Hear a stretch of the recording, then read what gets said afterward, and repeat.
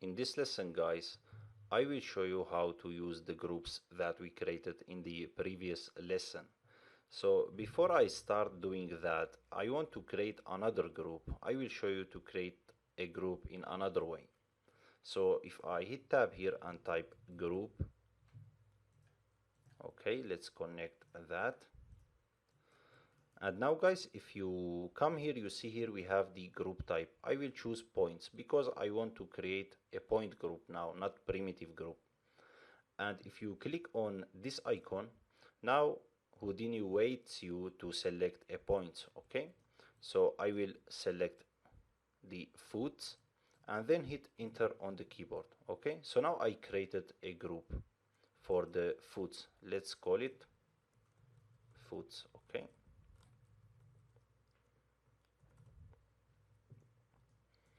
so now let's type delete, hit tab and type delete. So now guys, I can tell Houdini which group I want to delete. So here in the group, I will click on this arrow and I will choose, for example, the head, and I can choose the hands too. And if you see here, we don't have the foots, right? The foots is here separated from these groups. The reason is, guys, because this is a point group. So if I clicked on foots, for example, it's not deleted, right?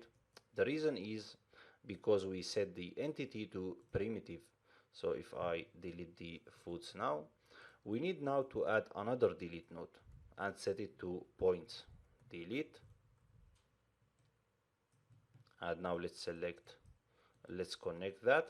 And now I will choose the entity to points. And now I can choose the foots. Okay, now it's deleted because we changed that to points. Okay, so you need to specify what type of group you want to delete here. So that's it for this lesson, guys. See you in the next lesson.